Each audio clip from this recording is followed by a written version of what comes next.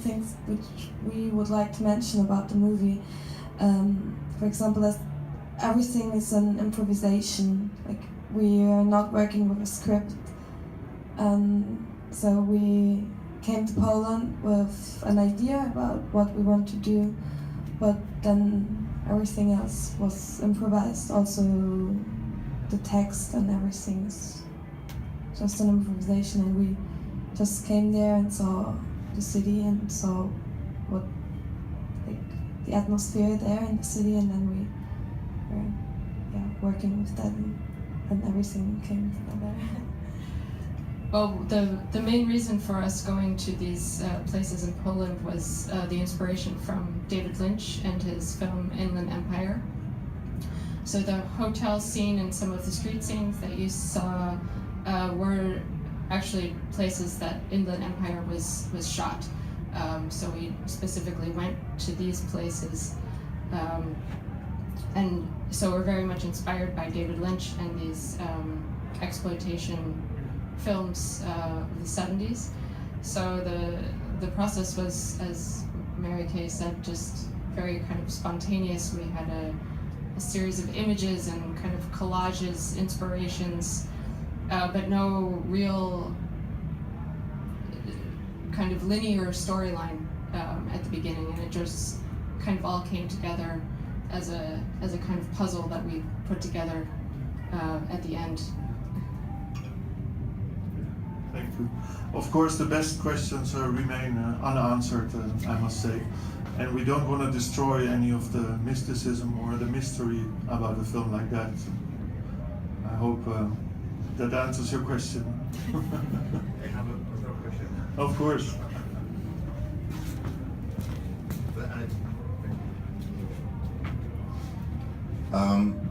Before watching the film, I heard some people talking about you and the fact that you shot the film in some kind of witch house, and you have witch music, witch house, and I mean there are several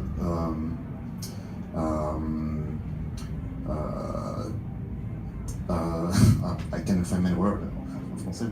Il y a plusieurs éléments qui font penser à la sorcellerie. Okay, so my question is, are you actually living in some kind of witch house? Are you actual witches or what?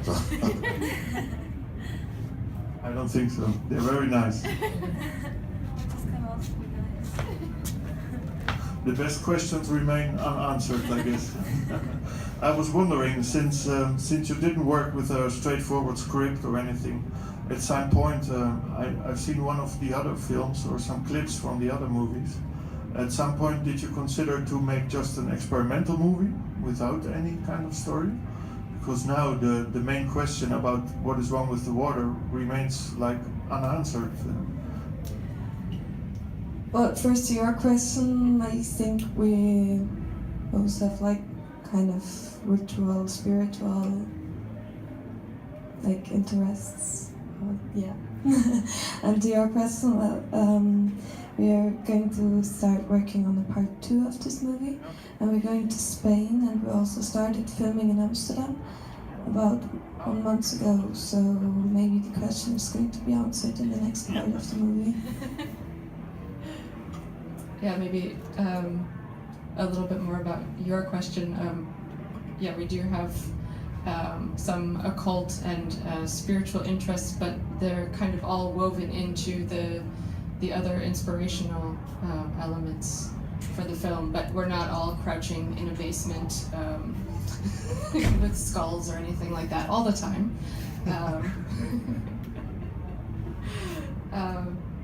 Yeah, so we're very excited to be working on the next the sequel, Phantasmagoria 2.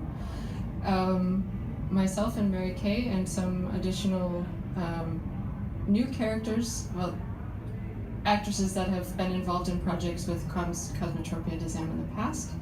So we're continuing in this vein of kind of exploitation and kind of greatest hits of horror films. So we're hoping to wrap up the filming this fall and release it hopefully, well, maybe before the end of the year. I can't say that. But that's good news. Since you're shooting in Amsterdam, in our country, we'll like to invite you back, I guess, when the film is finished. Phantasmagoria Part 2, maybe some revelation of all the questions we have right here. Any more questions or remarks from the audience? Any more ideas? What about the music? Anything else? If there's nothing, I would like to say that right now we will go to a dark place again and do a very special kind of Q&A in a type of performance. We discussed it shortly, where the answers will be given backwards. So I'm really looking forward to this strange happening. I don't know exactly what's going to happen, but we have to send all of you people away. It has to be totally dark and we have to be alone. So this is the last chance for you guys to make one final remark or one last question. Number 3.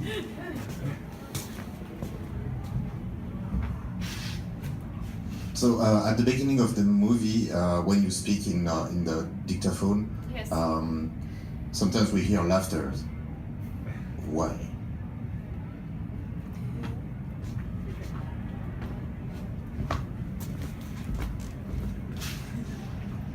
Well, I think this is playing a bit with the tension element in the film, because the beginning of the film is a bit awkward because you think you're going to see a horror film and there's this kind of quasi humor element, and I think that came out of spontaneously the character Diane, who's a bit naive and she's really in over her head.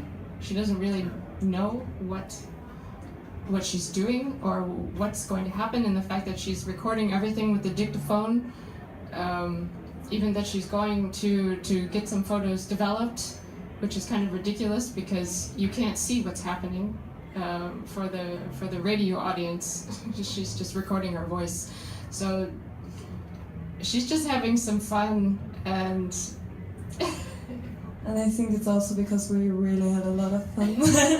And, well, like, it was when we just arrived a lot and we were starting to shoot the first scenes, and we really had fun in this also movie. And yes, I think there was a question earlier. It was very cold. As you saw the ice on the ground, and we're putting our hands in this icy water, and it was a bit uncomfortable at times. So we were just trying to cheer ourselves up a little bit. I see. All right. I think we must wrap it up right now. Oh, there's one last finger up there. Let me get the mic. Thanks. So there will be a sequel. So I don't really know whether this is the right question for now. But was there actually anything wrong with the other, or was the presentator the one who, like, let's say, the villain? Did she, what? Yeah. Did she commit a murder without anything actually going on?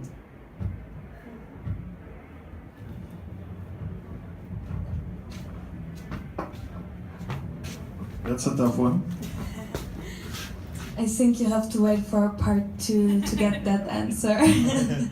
But you will get an answer then. You'll have to come back next year to our BUT Filmfestival, live from Breda. Thanks for sticking around. It's been a wonderful night. I especially like the whole art direction and the whole atmosphere, I must say. Thanks a lot, people. Thank you. Yeah.